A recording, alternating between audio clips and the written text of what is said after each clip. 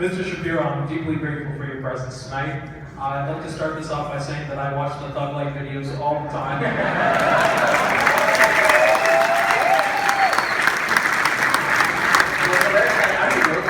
I just randomly made that stuff, and then I let him use my image for his marketing because I think it's hilarious. And it wouldn't work unless I were a giant nerd. So it's really funny stuff.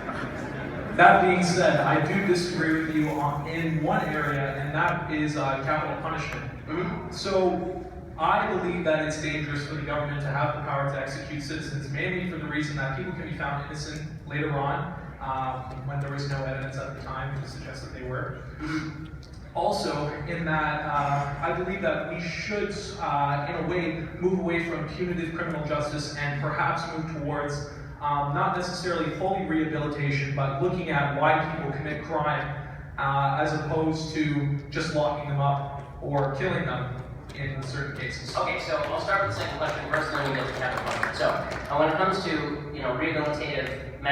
rehabilitative measures attempted on a general level generally been a failure. The vast majority of criminals become recidivists when you let them out. So the giant crime drop the United States saw between 1993 and 2010 until it started to rise again. That was almost solely due to greater police presence, better community policing, increase in law. It was so funny, the New York Times ran a headline, crime rate goes down despite higher incarceration.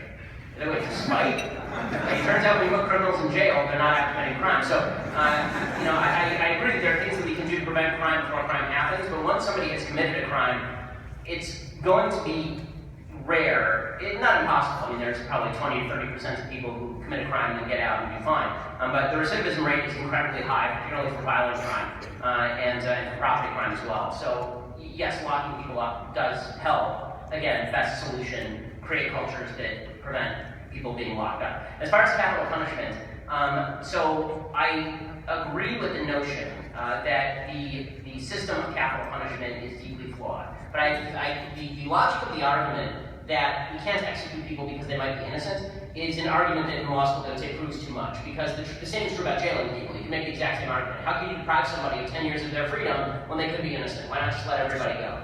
And the answer is that if you have a criminal justice system, you have to trust that the criminal justice system, if it is fair, is going to come up with the correct result. That is not always the case, obviously. And I guess the case would be, well, it's not irreconcilable with if they're in jail for 40 years and then you let them out, then you can at least salvage something. That seems to me a relatively weak case, particularly when you're talking about the cases that generally get the death penalty, right? The cases that generally get the death penalty are people raping and murdering small children. And do I think those people deserve to die? Yes, I think those people deserve to die. If I could kill them, bring them back to life and kill them together.